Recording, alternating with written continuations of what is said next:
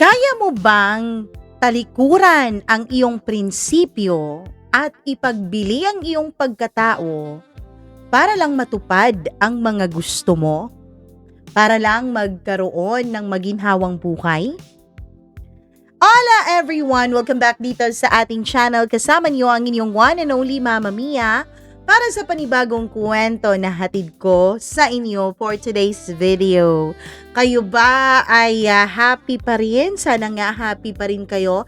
And today is Wednesday, so wag na natin tong patagalin dahil may lakad pa ang iyong Mama Mia. Second session namin ngayon, sana matuloy. And syempre, bago ang lahat ng yan, nako, eto po ang Shop and Style.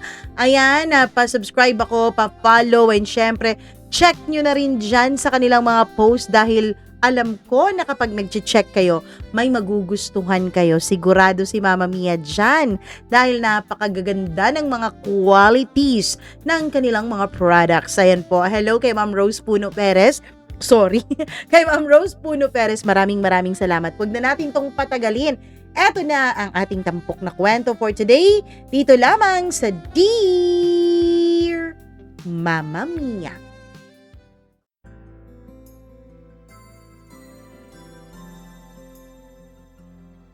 Marami tayong mga bagay na gustong makuha, mga pangarap na gustong marating. Pero ang lahat ng bagay at mga pangarap, bago mo makuha, kailangang may kapalit. Handa ka ba kahit anong kapalit, matupad lamang ang iyong mga ninanais? Dear Mama Mia, itago niyo na lamang po ako sa pangalang Brad. Ang kwentong ito ay matagal na.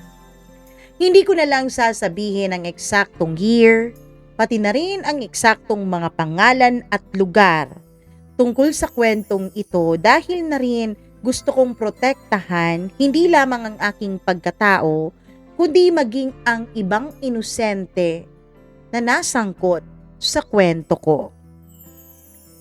Mama Mia, bata pa lamang ako nung ako ay ikasal. At sa araw ng kasal ko, pakiramdam ko, hindi po ako tao. Isa akong kontrata, isa akong produkto, at isa akong katawan na may presyo. Sa harap ng napakalaking simbahan na napapalibutan ng maraming tao, mga mamahaling sasakyan, pati na rin mga taong nakangisi habang alam kong lihim akong hinuhusgahan. Doon ko unang naramdaman kung gaano kabigat ang tingin ng mundo sa isang taong desperadong katulad ko.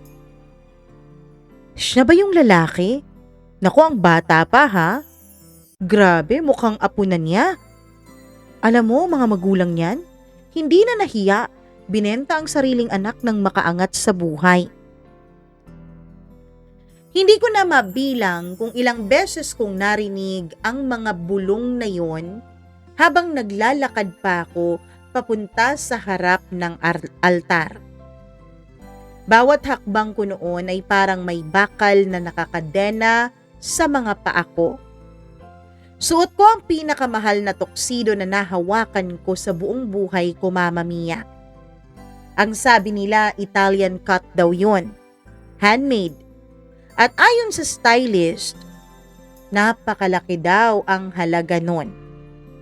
Sapat para mabuhay ako ng 1 o 2 taon. Pero kahit anong mamahaling tela ang isuot sa akin, hindi nun natatakpan ang kahihiyan sa dibdib ko. Dahil alam kong tama sila. Binenta ko nga ang sarili ko, ang katawan ko, at wala akong maipagdadahilan. 3 buwan bago ang kasal, isa lamang akong ordinaryong binata sa aming lungsod na malayo sa kabihasnan, Mama Mia. Nakatira kami noon sa maliit na inuupahang bahay na halos bumigay na tuwing umuulan. Halos pinagtagpi-tagpi lang na yero ang bubong nito Kapag gabi at malakas ang ulan, kailangan naming maglagay ng napakaraming timba sa sahig dahil tumutulo sa kung saan-saan. Kasama ko roon ang 7 taong gulang kong kapatid na si Maya. Siya na lang ang natitira kong pamilya. Patay na ang mga magulang namin, Mama Mia. Kaya naman naisip ko, nakawawa naman ang mga magulang ko. Dahil dun sa simbahan, kasali sila sa pinagbubulong-bulungan at pinagchichismisan ng mga tao. Ang tatay ko nga pala ay namatay sa construction accident ng 12 anyos pa lamang ako, Mama Mia. Ang nanay ko naman noon, 2 taon lang ang itinagal matapos mamatay si Papa. Sumunod din siya dahil sa sakit niyang cancer. Unti-unti siyang nawala habang pinapanood naming magkapatid. Hanggang ngayon, sariwa pa rin sa alaala ko ang huling gabing magkasama kami.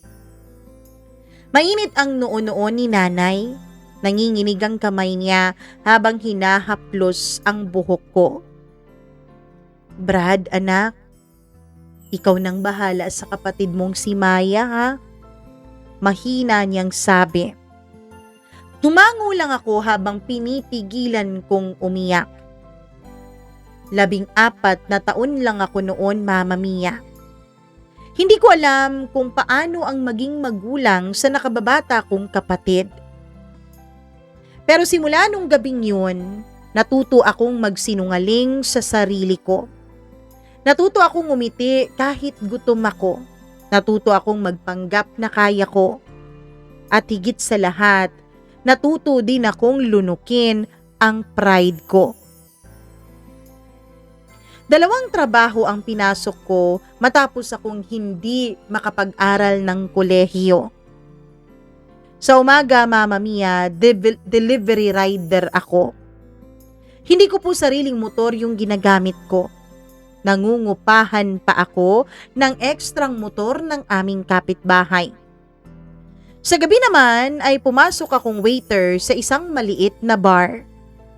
Minsan po 3 oras lang ang tulog ko. Minsan nga wala. Pero okay lang.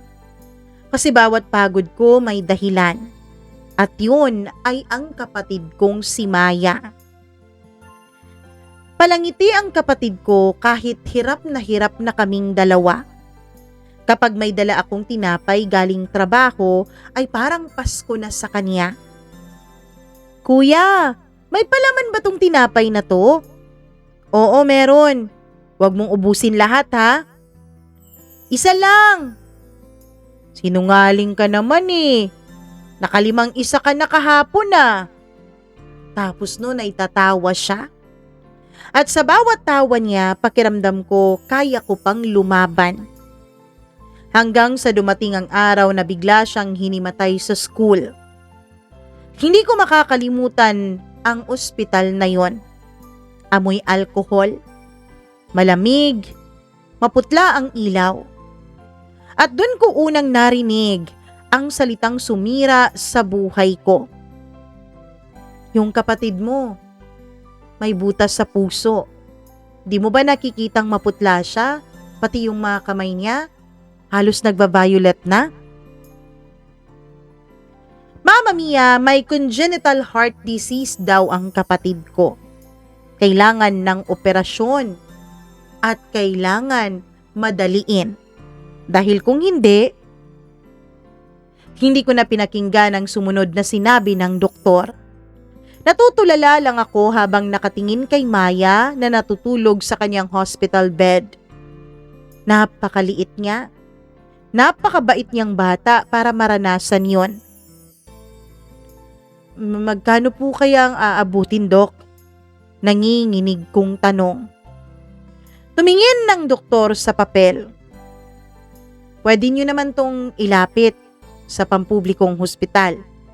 Kaya lang, meron din kayong gagastusin. Kailangan yung maghanda ng siguro nasa 100 to 200,000 pesos. Pero bukod doon, Kailangan mo ring maging handa sa pagpila para makakuha kayo ng donasyon mula sa gobyerno. Pakiramdam ko noon ay parang biglang nawalan ng hangin ang kwarto. Kung para sa iba, Mama Mia, maliit lang na halaga ang 100 to 200,000 pesos. Para sa mga katulad ko, ay parang buong buhay na namin yon. Kahit nga siguro magtrabaho ako ng ilang taon, hindi ko kayang kitain yon. Lumabas akong parang bangkay. Napaupo ako sa hallway ng ospital habang nakayuko. At sa unang pagkakataon, matapos mamatay si Mama, umiyak ako ng walang tunog. Lumapit ako sa lahat, Mama Mia. Mga kaibigan, mga dating kaklase, dating trabaho, lahat nangutang ako. Nagmakaawa. May mga iilan namang tumulong pero barya-barya lang yun kumpara sa kailangan naming halaga. Hanggang sa napilitan akong puntahan ang taong matagal ko nang iniiwasan. At yun ay ang kapatid ng tatay ko, si Tito Carlos. Si Tito Carlos, Mama Mia, hindi naman po siya sobrang mayaman. Pero alam ko, mas okay ang kalagayan niya kaysa kay tatay. Si Tito Carlos kasi hindi buong kapatid ng tatay ko. Kapatid lang silang dalawa sa ina. Si Tito Carlos ay anak ng lola ko sa pangalawang napangasawa niya na may kaya sa buhay. Alam kong makapangyarihan ang pamilya ng papa ni Tito Carlos. Pero bukod dun, Mama Mia, bukod sa kanilang yaman kung ikukumpara sa amin, ay wala din po silang puso. May malaki silang bahay sa sikat na syudad doon sa amin. Kahit medyo malayo ay pinuntahan ko. Inihabilin ko na lang muna sa kapitbahay si Maya. Sila na lang muna ang dumadalaw-dalaw sa kapatid ko. Pagpasok ko pa lang, pakiramdam ko agad dun sa bahay ni Tito Carlos na hindi ako welcome. Tinignan ako ng mga kasamahan nila sa bahay na parabang isa akong pulubi. Na parang isa akong dumi sa mamahaling sahig nila na gawa sa tiles. Samantalang yung sa amin, yung sahig, kahoy yung iba, samantalang lupa naman yung iba. Pinaghintay nila ako ng halos 2 oras bago ako pinapasok sa loob ng opisina ni Tito Carlos. Nasa likod siya ng malaking mesa habang humihit-hit ng kaniyang tabako. Hindi man lang ako inalok umupo. "Oh, Brad, nung kailangan mo, bakit ka na parito?" Malamig niyang tanong. Dumiretso po akong lumuhod, Mama Mia. Wala na akong pride noon. Wala na akong pakialam doon. Ang mahalaga sa akin ay ang kapatid ko. "Tito, si Maya po, kailangang operahan." Hindi man lang nagbago ang ekspresyon ng mukha niya na para bang wala siyang narinig na napakabigat na balita. "Magkano kailangan mo?" 200,000 pesos po. Tumawa siya. Hindi simpleng tawa, kundi yung klase ng tawang ng mamaliit ng kapwa. 200,000 pesos? Ano kala mo sa akin, ATM ako? "Tito, kahit utang lang po." "Utang?" Tumayo siya. "Ang tatay mo, maraming utang sa akin yun bago namatay. Hanggang ngayon, dala pa ng apelyido ninyo ang kahihiyan dahil sa kanya. Nagtatrabaho naman po siya para sa pamilya namin." Tumahimik ka. "Oo nga't nagtatrabaho siya pero kulang na kulang. Alam naman niyang hindi niya kayang bumuhay ng anak. Nagpamilya pa talaga." Napayuko ako sa pangmamaliit at pang-iinsulto ni Tito Carlos sa patay ko ng mga magulang. Tiniis ko lahat ng yun, Mama Mia. Ang sabi ko sa sarili ko, sige lang, Ang importante makakuha ako ng halagang kailangan ko para sa operasyon ni Maya. Hindi ko obligasyon ang kapatid mo, sabi niya matapos kong lunukin ang mga pang-iinsulto niya. Please po, Tito. At isa pa, kung mamamatay rin lang yung kapatid mo, tanggapin mo na lang. Ganyan talaga ang buhay, lalo na kapag mahirap ka. Alam mo naman, mahirap yung sakit ng kapatid mo. Hindi yan kakayanin ng iisang gamutan lang. Bukod pa dyan sa 200,000 na sinasabi mo, mas malaki pa ang gagastusin mo, kaya hayaan mo na lang kung talagang kukunin na siya. Malamig niyang dagdag. Parang may sumabog sa tenga ko. Pero hindi ko alam paano makalabas o paano ako nakalabas dun sa bahay niya. Ang alam ko lang habang naglalakad ako sa ulan, may parte sa akin na parang namatay, Mama Mia. 3 araw matapos yun, nakatanggap ako ng tawag mula sa hindi kilalang numero. Eto ba si Brad? Opo. Inutusan ako ni Madam Cora na tumawag sa'yo. Napatigil ako. Kilala ng buong lugar namin si Madam Cora, Mama Mia. Isa siya sa pinakamayaman sa aming lugar. Isa siya sa pinakamakapangyarihang babae sa industriya ng pagninegosyo sa amin. At ang alam ko, senior citizen na si Madam Cora. 60 years old. Gusto ka raw niyang makita personally. Bakit po? Nagkausap kasi sila ng boss mo sa trabaho.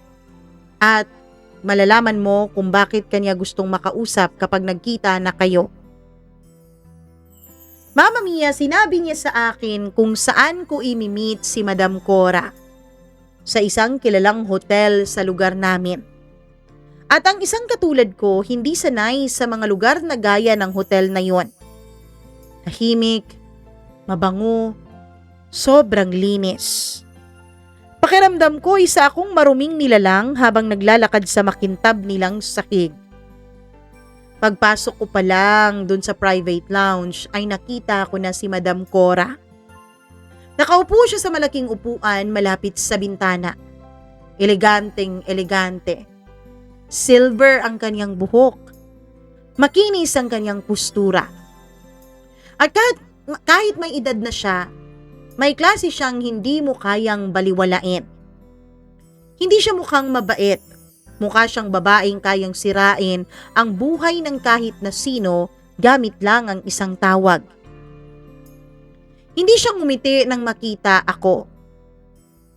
Pinaupo niya ako sa harap niya. Nakayuko lang ako, Mama Mia, dahil pakiramdam ko ang liit-liit ko sa harap niya. Sa harap ng isang kagaya niya. Dahan-dahan akong tumingala. Matagal niya akong pinagmasdan. Tumingin ka sa akin. Nung tignan ko siya, ay nakita ko na parang may hinahanap siya sa mukha ko. Na parang may kinukumpara. Alam mo, kamukhang kamukha mo ang tatay mo. Mahina niyang sabi. Nagulat ako. Kilala niyo ang papa ko? Hindi siya sumagot. Sa halip ay kumuha siya ng folder at inilapag iyon sa harapan naming dalawa. Noong tignan ko yon, nandun lahat. Medical records ni Maya. Pati na rin mga utang ko sa tindahan at utang ko kung kani-kanino. Pati trabaho ko. Pati impormasyon tungkol sa buhay ko. Nanlamig ako. Ano po to? Dederetsohin na kita, Brad. Kaya kong iligtas ang kapatid mo. Diretsong sabi niya nang walang emosyon. Na para bang ang sinasabi niya sa akin ay business proposal lang. Lahat ng gagastusin, sagot ko. Hindi nyo na kailangang pumila pa dun sa pampublikong ospital na alam kong matatagalan at baka abutan na ng kamatayan ng kapatid mo. Operasyon, recovery, pati na rin edukasyon niya, pati na rin kinabukasan niya. Sasagutin ko lahat. Hindi ako makahinga, Mama Mia. Po? Bakit po? Doon siya unang tumingin ng diretso sa mga mata ko. Ang kapalit nun, papakasalan mo ko. Pakiramdam ko ay tumigil ang mundo ko. Ano po? Legal. Tayong magpapakasal dalawa. Hindi ako makasagot. Akala ko mali ang narinig ko. Alam kong 20 years old ka pa lang. Pero may tito ka, right? Siya ang papipirmahin natin para sa legal guardianship mo. Magiging asawa kita, Brad. Yun lang ang kapalit na hinihingi ko. Bakit po ako? Tumahimik siya sandali, Mama Mia. Pagkatapos ay sinabi niya ang mga salitang nagpabago ng lahat sa akin. Dahil may malaking pagkakautang sa akin, ang pamilya mo. Lalong-lalo na ang mga magulang mo nung nabubuhay pa sila. At ngayon narito ako sa altar, katabi ang 60 taong gulang na babae na halos hindi ko kilala. Habang ang buong lugar namin ay nakatingin sa akin na para bang isa akong basurang pinulot ng mayamang babae. Brad, tinatanggap mo ba si Cora bilang iyong kabiyak? Parang may bumara sa lalamunan ko. Hindi pa nga ako nagkaka-girlfriend, Mama Mia. Kasi mas inuna kong magtrabaho. Mas inuna kong mabigyan ng magandang kinabukasan ang kapatid ko. Kaya wala akong alam sa pag-aasawa. Wala akong alam sa pakikipagrelasyon. Pero naaalala ko si Maya, yung nakakabit na oxygen sa kanya. Yung mahina siyang umingiti sa akin habang sinasabing, "Kuya, gagaling pa naman ako, 'di ba?" Oo, Maya, gagaling ka. At doon tuluyang ibinaon ng mundo ang natitira kong dignidad. Pagdating namin sa kwarto namin sa hotel matapos ang aming reception, ay halos mawalan ako ng lakas. Tahimik lamang ako sa loob ng elevator. Hindi man lang ako tiningnan ni Madam Cora. Pagkapasok namin sa loob ng suite, agad kong naramdaman ng kaba. Eto na yon. Eto na ang tunay na presyo. Nanginginig ang mga daliri kong hinubad ang suot ko. Hindi ko kayang tumingin sa kanya habang ginagawa ko yan. Anong ginagawa mo? Napahinto ako. Malamig ang boses niya. Walang lambing. Walang pagnanasa. Madam, akala ko po magdamit ka ulit. Naguluhan ako. Hindi naman kita binayaran para maging laruan, Brad. Unti-unti akong napatingin sa kanya. Nakaupo siya sa sofa habang seryoso akong tinititigan. Umupo ka, sabi niya. Para akong batang napagalitan na sumunod lang sa kanyang mga salita. Pagkatapos tumayo siya, naglakad papunta sa digital vault na nasa gilid ng kwarto. At mula roon ay kumuha siya ng isang makapal na brown envelope. Kasunod noon ang isang luma at kalawangin ng kwintas. Nang makita ko yun, may kakaibang kaba agad na kumirot sa dibdib ko. Dahan-dahan niya yung inilapag sa mesa sa harap ko. Pagkatapos ay tumingin siya sa akin. Sa pagkakataong yun, unang beses kong nakakita ng lungkot sa kanyang mga mata. Sa totoo lang, Mama Mia, ang lagi kong nakikita sa mga mata ni Cora mula nung magkakilala kami ay laging kontrol. Buksan mo, sabi niya. At nang buksan ko ang envelope na yon, doon nagsimulang mabasag ang lahat ng akala kong alam ko tungkol sa pamilya ko. at tungkol sa tunay na dahilan kung bakit ako pinakasalan ng babaeng yun. Nanginginig ang mga daliri ko habang binubuksan yung brown envelope. Hindi ko maipaliwanag kung bakit biglang bumigat ang dibdib ko. Parang may parte sa akin na natatakot malaman ang laman nun. Tahimik lamang kami sa loob ng kwarto. Tanging tunog lang ng air conditioner at mahinang kalansing ng papel ang naririnig ko habang unti-unti kong inilalabas yung mga dokumento. At sa unang tingin pa lang, nanlamig na ang buong katawan ko. Litrato. Mga lumang litrato. May ilan na medyo kupas na. May ilan na may tupi at bahid na ng panahon. Pero lahat ng yun ay iisa ang laman. Ang tatay ko at si Madam Cora. Magkasama, masaya, magkatabi na parang magkasintahan. Napaatras ako sa pagkakaupo. Ano to?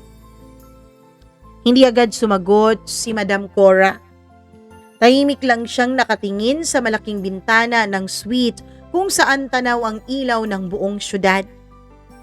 Para siyang nawawala sa kanyang sarili. Para bang matagal na niyang gustong ilabas ang lahat pero hindi niya alam kung paano sisimulan. Kinuha ko ang isang litrato. Nasa dagat sila ni Papa. Ang bata pa nilang dalawa. Si Madam Cora, bata pa siya noon. Siguro nasa late 30s. Pero alam kong mas bata sa kanya ang tatay ko. Nakangiti siya habang hawak ang kamay ng tatay ko. At ang ekspresyon ni Papa, yun ang ekspresyong matagal ko nang hindi maalala. Masaya siya doon sa larawan na yon. Tunay na masaya. Hindi yung pilit ng ngiti niya nung buhay pa siya. Hindi yung pagod niyang mukha tuwing umuuwi siya galing sa construction. Kundi yung klase ng saya ng lalaking may dahilan para mabuhay. Magkaano-ano po kayo ng tatay ko? Mahina akong tanong. Pagkatapos ay huminga ng malalim si Madam Cora. Dahan-dahan din siyang umupo sa tabi ko. Ako ang babaeng minahal ng ama mo bago niya piniling talikuran ng lahat para sa nanay mo. Parang may sumabog sa tenga ko. Ano po? Oo. 25 taon na ang nakakalipas. Hindi pa ako tinatawag na Madam Cora noon. Tahimik lang akong nakatingin sa kanya. At sa unang pagkakataon simula nung makilala ko siya, hindi siya yung mukhang makapangyarihang babae. Mukha lang siyang matandang babaeng pagod na magdala ng nakaraan.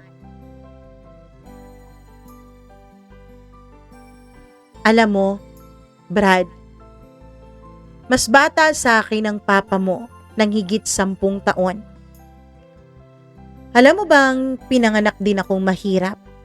Mas mahirap pa kaysa sa iniisip mo.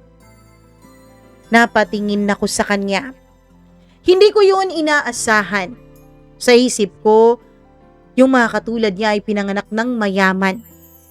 Mukha siyang babaeng kailanman ay hindi naranasang magutom. Pero ngumiti siya ng mapait. Nakatira kami noon sa maliit na barong-barong malapit sa pier. Ang tatay ko lasenggo. Ang nanay ko labandera. 18 taong gulang ako. Nung halos ibenta ako ng sarili kong ama. At doon nagsimulang magkwento si Madam Cora. Kwento ng isang panahong hindi ko alam na konektado pala sa buhay ko. Mama Mia, dahil nga nakatakas noon si Madam Cora sa pinagbentahan sa kanya ng tatay niya, ay nagsumikap daw siya. Hanggang sa hindi na niya namalayan na lumipas na ang panahon. Pero unti-unti siyang nakabangon. Nagkaroon siya ng isang negosyong maliit. Hanggang sa hindi na niya namalayan na lumilipas na pala ang panahon. At tumatanda na pala siya. Magti-30 na siya at si Papa naman noon ay 20 years old pa lang nung magkakilala sila.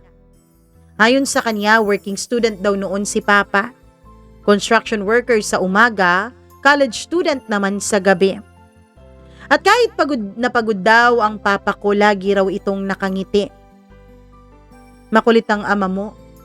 Sa akin siya nagtrabaho. Mahilig siyang mang-asar. Mahilig magpatawa. Hindi ko mapigilang mapatitig sa kanya. Kasi iba yung tatay na kilala ko, Mama Mia. Ang ama na alam ko ay tahimik, laging pagod, laging problemado. Hindi ko maalalang naging makulit siya sa amin kahit minsan. Alam mo bang palagi niya akong hinihintay noon na matapos sa aking trabaho? Alam mo ba na kahit nahihirapan siya, hindi siya nagrereklamo? Wala siyang kapera-pera. Pero ni minsan ayaw niyang ilibre ko siya sa mga lakad namin. Kaya ang mga date namin dati, naglalakad lang kami sa tabing dagat. Naglalakad lang kami habang kumakain ng mga chichirya. May maliit siyang ngiti sa kanyang labi habang inaalala niya ang mga sandaling yon. At kahit fishbowl lang ang kaya niyang bilhin, pakiramdam ko noon, ako na ang pinakamasayang babae sa mundo. Kahit malaki ang agwat ng edad namin, kahit higit 10 taon, wala siyang pakialam doon. Hindi din niya ginagamit ang kakayanan ko noon para sa kanyang pansariling kagustuhan. Hindi ko alam, Mama Mia, pero habang nagsasalita si Madam Cora, unti-unting nabubuo sa isip ko ang imahe ng tatay kong bata pa. Isang lalaking puno ng pangarap, yung hindi pa nawasak ng responsibilidad, hindi pa dinurog ng buhay. Alam ko na kahit matanda ako sa kanya, totoo ang naging pagmamahalan naming dalawa. Minahal namin ang isa't isa. Halos pabulong na sabi ni Madam Cora. Pagkatapos ay tumingin siya sa akin. At isang araw, nabuntis ako. Biglang bumigat ang hangin sa kwarto. Napakurap ako, Mama Mia. Ano po? Tumayo siya. Naglakad papunta sa minibar. Nagsali ng wine sa baso pero hindi niya iniinom.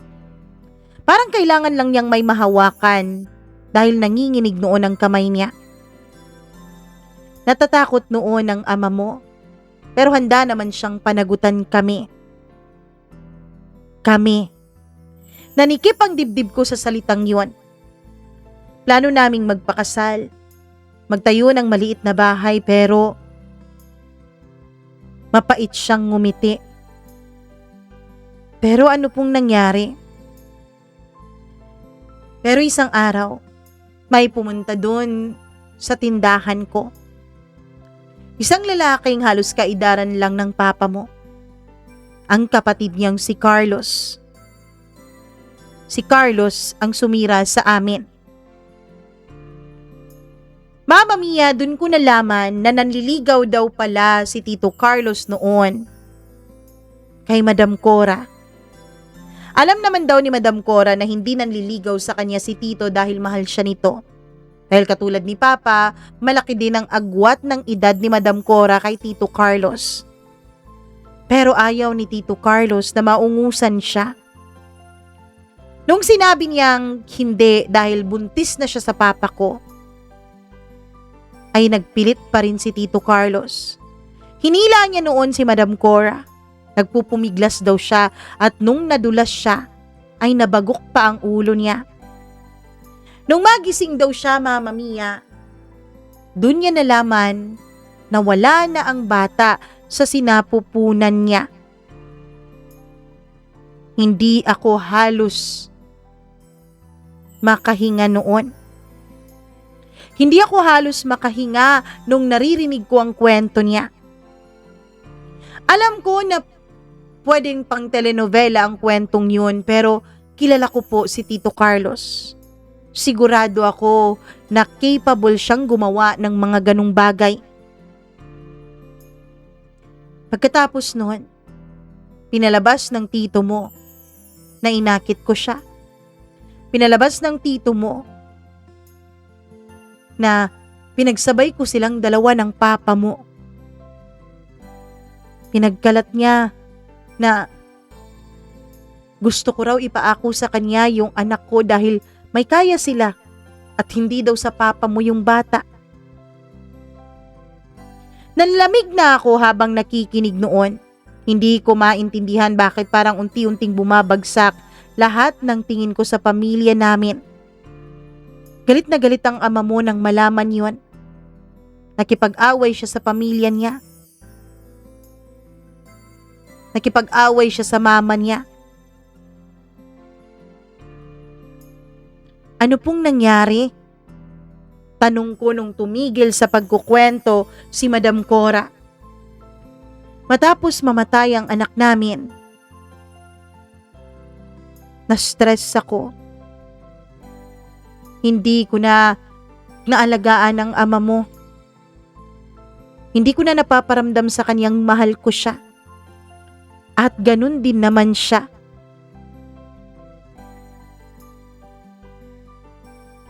Mama Mia, bigla kong naalala ang lumang kwintas sa mesa. Dahan-dahan ko yung kinuha. Lumang silver necklace yun. May maliit na pendant at nang buksan ko, may maliit na litrato sa loob. Nanigas ako dahil pakiramdam ko, Mama Mia, kahit wala na akong makita sa litratong yun, pakiramdam ko mabigat na bahagi ng buhay ko ang litratong yun. Yan, anak namin yan. Hindi na maitsura dahil sa luma na ng panahon. Pagkatapos nun nagbago ang ama mo. Unti-unti kong naalala, Mama Mia, ang tahimik na mukha ni Papa nung bata pa ako. Ang lungkot sa mga mata niya kahit nakangiti. Ang madalas na pagyoyosi niyang mag-isa sa labas at ang paraan niyang tumitig sa ulan na para bang may matagal nang hinihintay. Hanggang sa nalaman ko na may iba na siya. Iniwan niya ako. At sumama siya sa nanay mo. Sa nanay mong kaidaran niya. Pagkatapos nun, hindi ko na siya nakita ulit. Tahimik ang buong kwarto. Hindi ko alam bakit parang gusto kong umiyak kahit hindi ko lubos maintindihan ang mga sinasabi niya. Naging mag-asawa ang mga magulang ko at nagkaroon ng kami. Alam mo, minahal ka naman ng ama mo, alam ko yon. At minahal din naman niya ang nanay mo. Kahit kailan, hindi ko kayo sinisi sa nangyari. Kung ganun, bakit niyo po ako piniling pakasalan? Mama Mia, matagal siyang nanahimik. Pagkatapos ay nilabas niya ang isang huling litrato mula sa envelope. At nang makita ko yon, parang huminto ang tibok ng puso ko. Ako pero hindi ako. Isang batang lalaki, mga 5 taong gulang, karga ng tatay ko.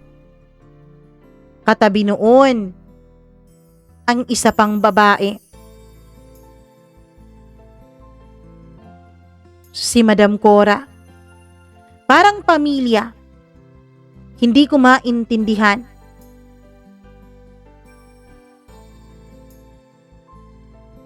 Sino po tong batang to? Tanong ko. Yan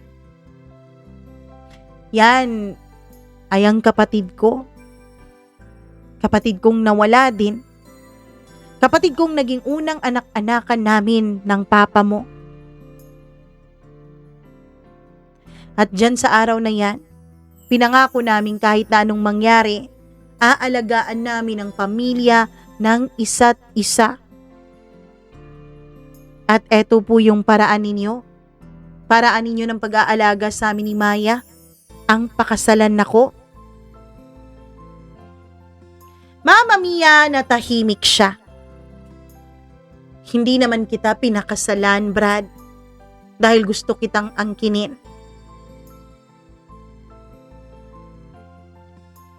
Nagulat ako sa mga sinasabi niya. Oo, walang kahit na anong pisikal na mangyayari sa atin. Walang kahit na anong ganon. Ang gusto ko lang ay isipin na kahit papano nagkaroon ng katuparan ng mga pangarap namin noon ng papa mo. Ang katuparan na magkaroon ng masayang pamilya. Tignan mo nga tong larawan na to, Brad. Sabi niya habang pinapatingin sa akin ang mga larawan ni Papa. Halos kaidaran mo ang papa mo nung mga panahon na yan at tumingin ka sa salamin.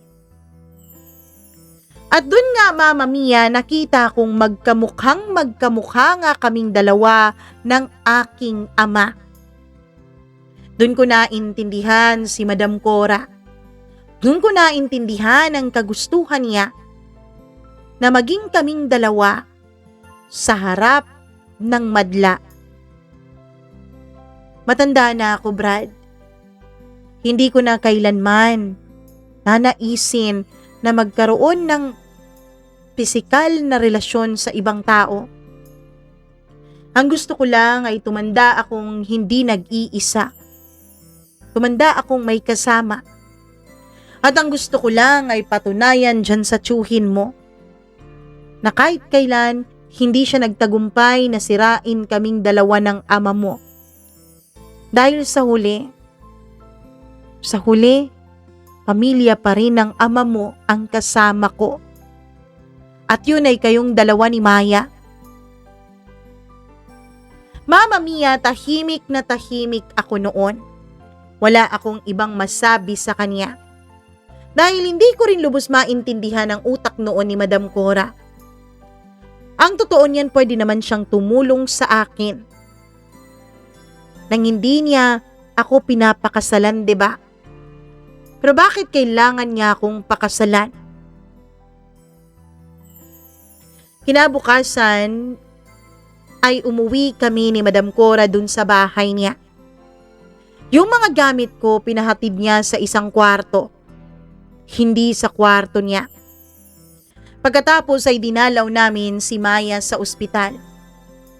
Mama Mia, pinalipat na nga pala ni Madam Cora si Maya sa isang private hospital sa lugar namin.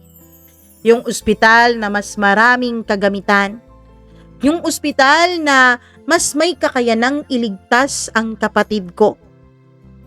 Pagkatapos noon ay inutusan ni Madam Cora yung driver niya na samahan ako dun sa luma naming bahay. Kunin ko ang mga mahahalagang gamit. Wag na ang mga damit, Brad. Bumili na lang kayo ni Maya ng bago. Pagkatapos, Mama Mia, ay may iniabot siya sa akin. Isang sobre, mailing envelope. Nung buksan ko yun ay pera ang laman noon. Hindi ko to matatanggap, Madam. Diba binayaran nyo na lahat ng gagastusin ni Maya sa ospital? Hindi yan para sa ospital ni Maya, Brad. Para yan sa'yo. Bumili ka ng kahit na anong gusto mo. Pagkatapos, pumunta ka ng eskwela. Mag-inquire ka. Mag-enroll ka. Ako nang bahala sa inyong dalawa simula ngayon. Pero nakakahiya po. Ang usapan po natin, si Maya lang po. Hindi naman po pwedeng si Maya lang. Brad, kailangan mong matuto. Kailangan mong matutong mamahala ng negosyo. Wala na akong kapatid, di ba? Namatay yung kapatid ko. Wala na rin akong ibang mga malalapit na kamag-anak. Kaya kailangan kita para makakatulong ko sa negosyo. Yun ang magsisilbing kabayaran mo sa lahat ng tulong ko sa'yo. Pagkatapos noon ay pumasok na siya sa isang kotse, Mama Mia, at pinag-drive na siya ng isa pang driver. Agad akong sinamahan ni Mang Dolfo sa bahay, yung driver na binigay sa akin ni Cora. Alam mo, napakaswerte mong bata ka. Ikaw pa talaga ang napili ni Madam. Ano ba talagang relasyon ninyong dalawa?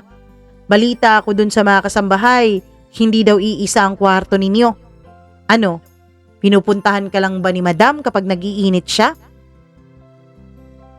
Mama Mia, nagulat ako sa mga sinasabi ni Mang Dolfo. Gusto ko siyang kumprontahin. Pero iginalang ko pa rin siya dahil matanda din naman siya. Wala pong ganun, Mang Dolfo. Parang magkaibigan lang po kami ni Madam Cora. Nung magkaibigan, hindi gagastos yung matandang yan ng ganun para lang sa magkaibigan. Bakit? Gano'n ka ba kagaling sa kama ha, boy? Doon na ako nagalit. Agad ko siyang naitulak, Mama Mia, at nagulat din siya sa ginawa ko. Mang Dolfo, kung gusto niyo pong may trabaho pa kayo, wag ho kayong makialam ng buhay ng iba. Yung trabaho po ninyo ang asikasuhin ninyo. Nagulat siya lalo sa sinabi ko, Mama Mia. Doon niya napagtanto na isa na ako sa mga amo niya. Kaya kailangan niya rin akong sundin kahit na nandidiri pa siya sa akin. Mama Mia, kahit anong sabihin ko, walang nakikinig. Kahit anong paliwanag ko na walang ganong nagaganap sa aming dalawa ni Madam Cora, alam kong walang maniniwala. Kaya inisip ko, para saan ba? At magpapaliwanag pa ako. Kaya tahimik na lang ako na kinuha ang mga papeles at ibang importanteng gamit namin ni Maya. Pagkatapos noon ay pumunta ako sa may-ari doon ng bahay. Sinabi ko na aalis na kami ng kapatid ko. May mga gamit pa doon na kung pwede nilang pakinabangan ay sa kanila na. Nagbayad din ako ng ekstrang 2 buwan, Mama Mia. Bilang pampalubag loob na rin dahil ilang beses din po kaming na-delayed noon ni Maya sa bayad. Asensado ka na talaga ngayon, Brada, sabi ni Aling Mercy na siyang may-ari nung pinauupahan na bahay. Hindi naman po, Aling Mercy. Nako, wag mong sayangin yan ha. Yung iba dyan, sinasabi na napakaswerte mo pero wala ka raw dignidad. Nako, wag mo silang isipin. Alam mo Brad, sa panahon ngayon, dapat practical na. Tama yung ginawa mo. Mag-iingat kayong dalawa ng kapatid mo ha. Pagkasabi niya noon ay tumango lang ako at sumakay na ng kotse at umalis. Pagdating ko sa bahay, Mama Mia, ay wala si Madam Cora. Nandun daw sa negosyo niya. Pinauwi ko na lang si Ma'am Dolfo at hindi ko na po siya sinama. Pumunta ako sa eskwela gaya ng utos sa akin ni Madam Cora. Nag-inquire ako at dahil malaki naman yung binigay ni Madam Cora ay nag-enroll na ako, Mama Mia. Tama naman si Madam Cora. Tama din si Aling Mercy. Hindi ko dapat sinasayang yung ganitong klasing pagkakataon. Dahil yung iba, hanggang panaginip lang na nakakamit ang ganitong klasing swerte. At ako, habang nasa kamay ko na, lubus-lubusin ko na. Nung nag-enroll ako ay kinakabahan pa ako. Paano kung nangalawang na ang utak ko? Ilang taon na rin naman akong hindi nag-aaral. Paano kung hindi ako makapasa ay nakakahiya kay Madam Cora? Pero ang sabi naman niya sa akin, Mama Mia, mas importante daw na sumubok. Mas importante daw na maging matapang. Habang naka-enroll ako, ay binisita ko rin si Maya. Napakagandang balita mula sa doktor ang sinabi sa akin.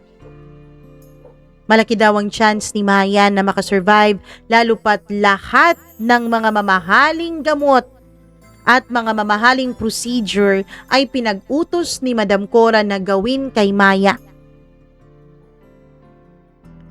Mama Mia, yun lang ang naging buhay ko. Mag-aral at bisitahin si Maya. Hindi naging madali mahirap. 2 buwan din na natili si Maya sa ospital. Kahit na madali lang naman natapos yung operasyon niya, ay kailangan pa rin siyang obserbahan. At minabuti ni Ma'am Cora na si Maya ay doon lang sa ospital habang nagpapagaling para mas maalagaan daw ito. Nung araw ng discharge ni Maya, ay sinamahan pa ako ni Madam Cora. Kuya, totoo po ba ang sabi nila na asawa ka na raw ni Madam Cora? Sabi ni Maya habang si Madam Cora ay nasa billing pa at inaasikaso ang huling babayaran para sa kapatid ko. Oo. So anong tawag ko sa kanya? Ate Cora? Hindi. Madam Cora pa rin.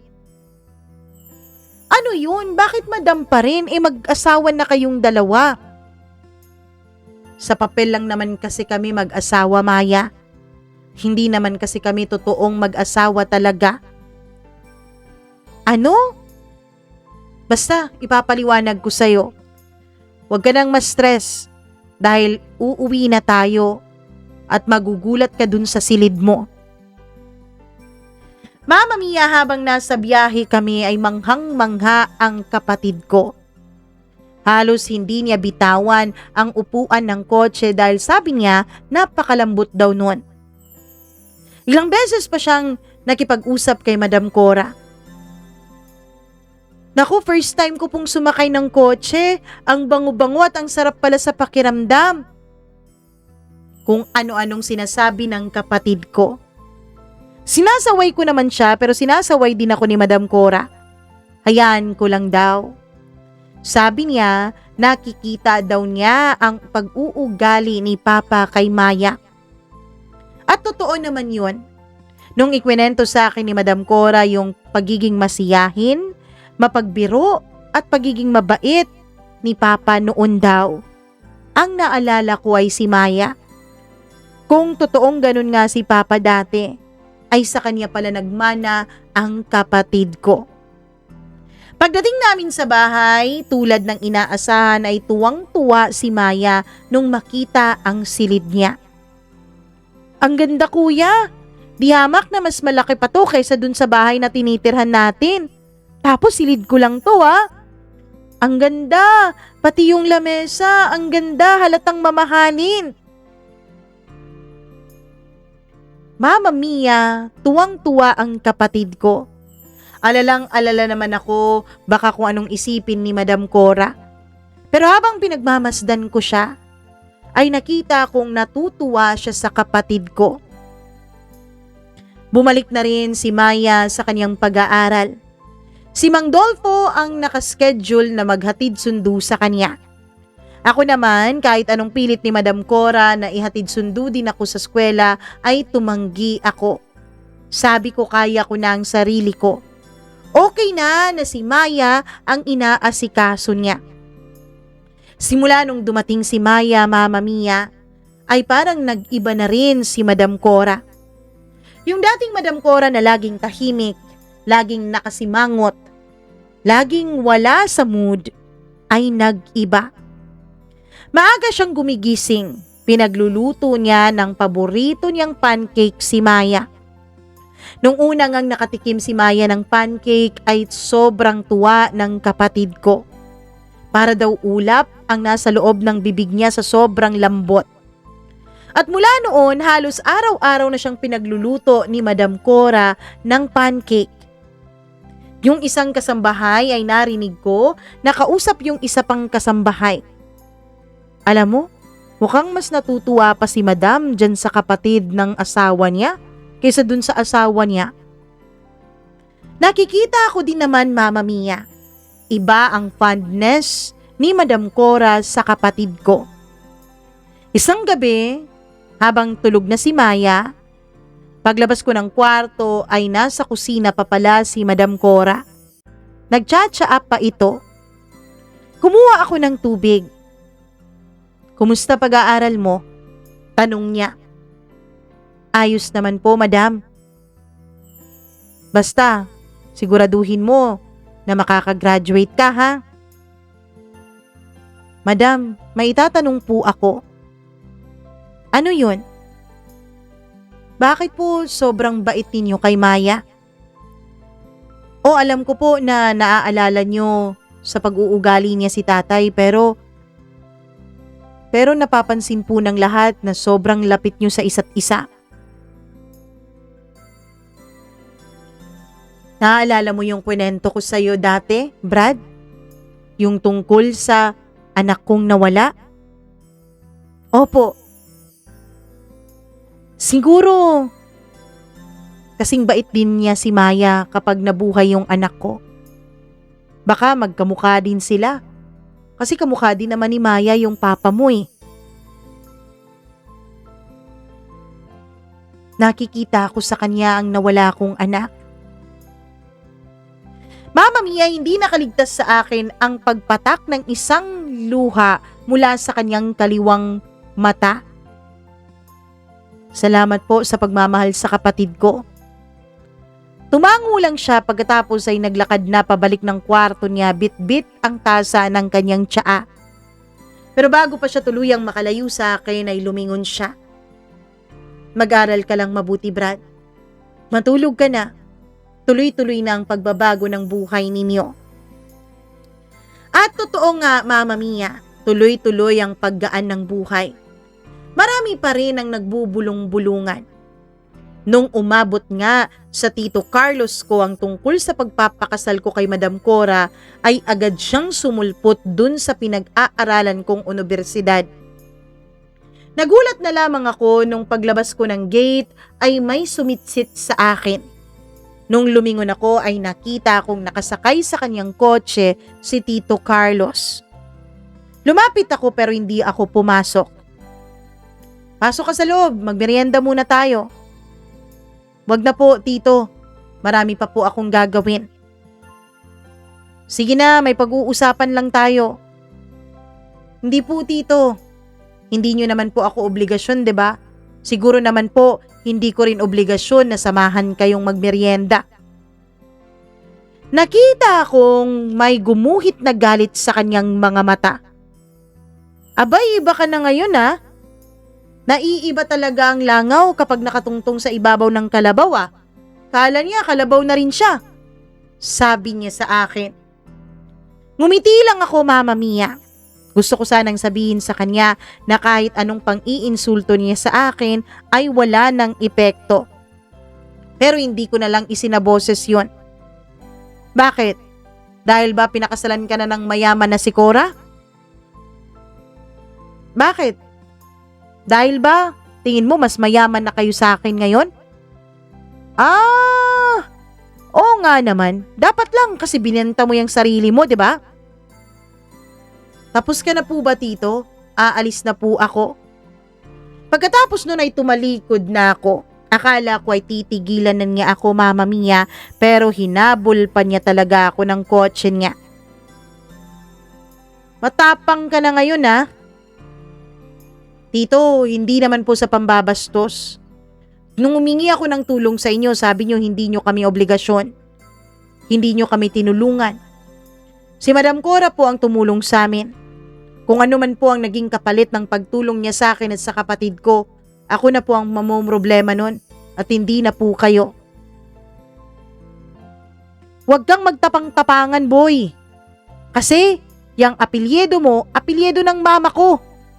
Nadadamay ako sa kahihiyan ninyo. Pwede naman po na huwag nyo na lang gamitin yung apelyido ng mama ninyo kung yun ang ayaw nyo. Pagkatapos nun ay sumakay na ako ng jeep.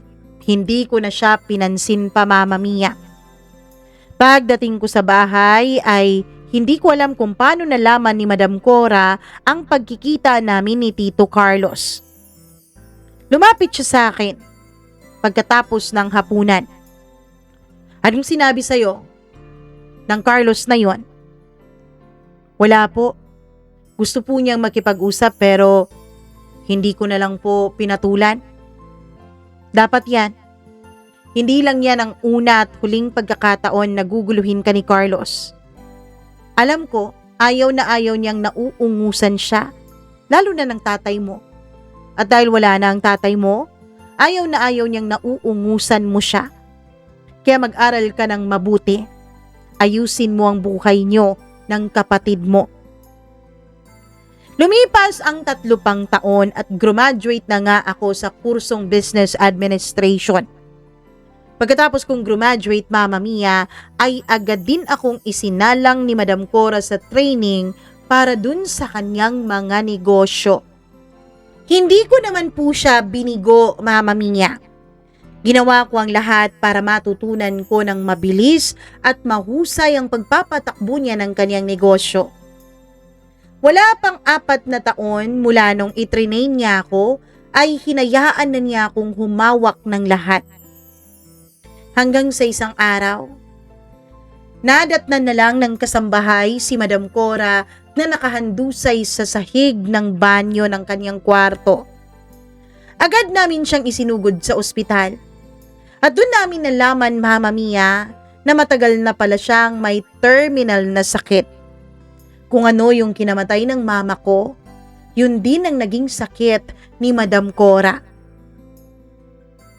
Mama Mia, sabi ng mga doktor, wala na raw pag-asa sa kanyang sakit. Binibigyan na lang siya ng mahigit 2 buwan para mabuhay.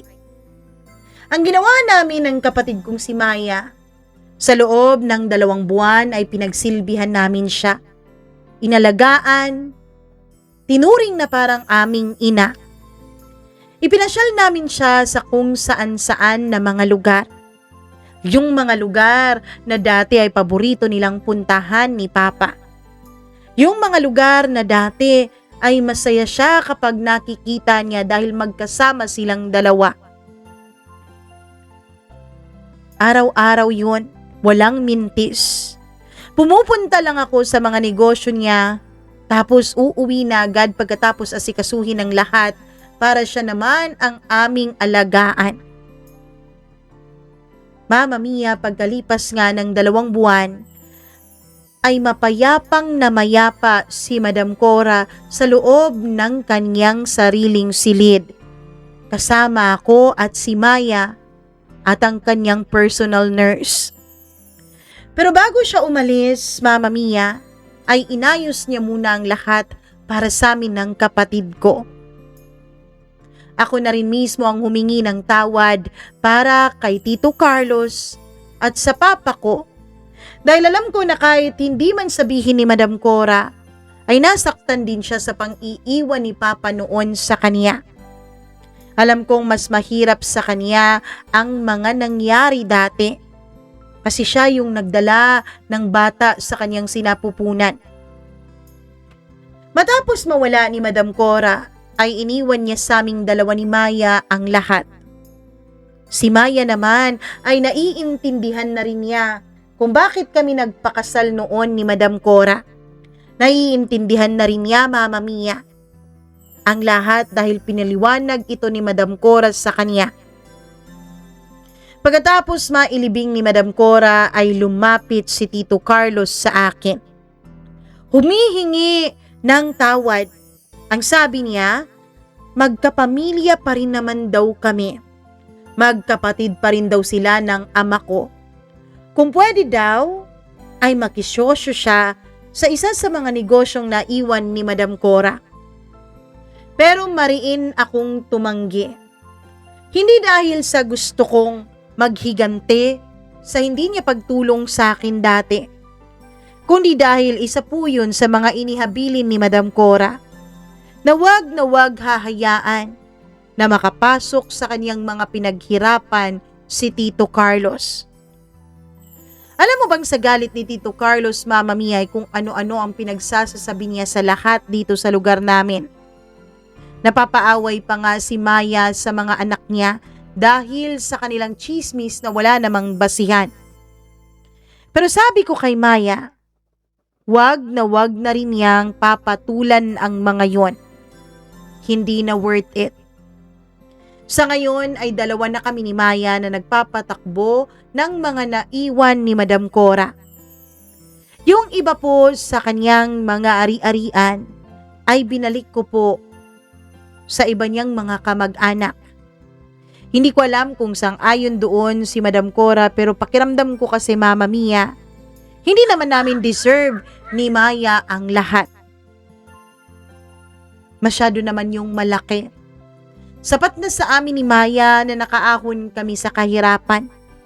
At dahil yun kay Madam Cora. Kaya ang kwentong ito, Mama Mia, ang pagpapadala ko ng sulat ay hindi para magmalaki sa inyo na nakaahon kami sa kahirapan, kundi para pasalamatan ng isang taong nagmahal sa amin na parang aming pangalawang ina kahit na hindi naman niya kailangang gawin yon.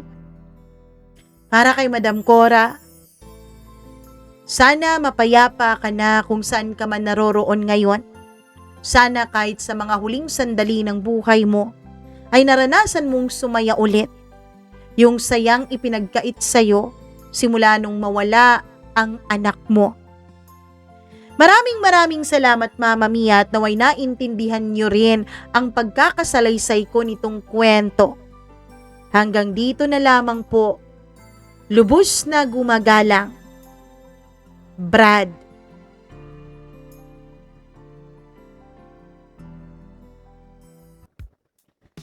Grabe, ang ganda ng kwento ni Brad. Parang pang teleserye. Ano? Naku naman, Brad. Maraming salamat sa pag-share mo ng iyong napakagandang kwento dito sa ating program. Thank you very much. Nawa ay may na-inspire ka sa iyong kwento. Grabe naman. Kung ako din naman ang nasa katayuan mo, nasa kalagayan mo dati, magpapakasal din naman ako kung kapalit noon ay buhay ng kapatid ko, 'di ba? Wala ka namang girlfriend, walang ganun. Pero hindi mo kinento dito kung nagkaroon ka ng asawa o nagkaroon ka ng ng totoong pagmamahal, 'di ba? Sana sa susunod kapag may oras ka, ikwento mo rin 'yan. Anyways, maraming salamat sa mga nanonood ngayon ng kwento ni Brad. Please do not hesitate to like and share this video. At syempre, pakisigurado na rin, please, na nakapag-subscribe kayo. Grabe naman. Sana subscriber kayo nitong ating channel. Dahil alam nyo ba na may mga taong bukod sa pagiging subscriber, nagpa-member din talaga dito sa ating channel. Ayan, mahal na mahal ko ang mga taong ito. Maraming salamat. Rosel Espinosa, Alpha Garcia, Rosel Macdolor, kay Jasmine Magbanwa, Abdullah Wahab, Christina Aure, kay Marlia Guiana Shane, Miriam Gutierrez, Rose Arevalo, Rico Sedanco, Colleen Bueno, Gimaras Girl, Benson Boycers, Mac Dax, Maria Elena Abe, Maureen Tugab, Gail Easy, Mila Raduban, at ang pinakaunang naniwala na magpa-member ay si Freaky. Maraming salamat sa pananatili. At syempre, bago din tayo tuluyang magpaalam for today's video, mag-hi din ako sa mga suki nating subscriber na araw-araw nag-check. Kung hindi nagno-notify sa kanila na meron na tayong bagong upload, maraming thank you. Ramona Gonzalez, Kevin Garay, maraming salamat. Lailena Season, Sagittarius, thank you very much. Joyce Bulay, thank you very much. Joyce Bulay, Glyza Belbar, maraming salamat. Aika Zandres, Aika Hazel Andres. Yun ba? Tama po ba yun? Maraming salamat. Kay Maricel Mina, Ruby Ramos, maraming thank you sa inyo. Sa mga hindi natin nabanggit, huwag po sana kayong magtampo. Comment lang kayo ng comment. Mag-subscribe na rin dahil baka sa susunod nating upload, ang inyong mga pangalan naman ang ating masya-shoutout. Maraming thank you talaga, as in from the bottom of my heart. Kung may sarili din po kayong kwento, huwag nyo na pong ipagdamot dyan. Mag-email lamang po kayo. Ayan po ang ating email address, mamamiacdo0317@gmail.com. My name is Mama Mia. I love you all. Mwah, mwah, mwah. Ingat po kayo. Bye-bye!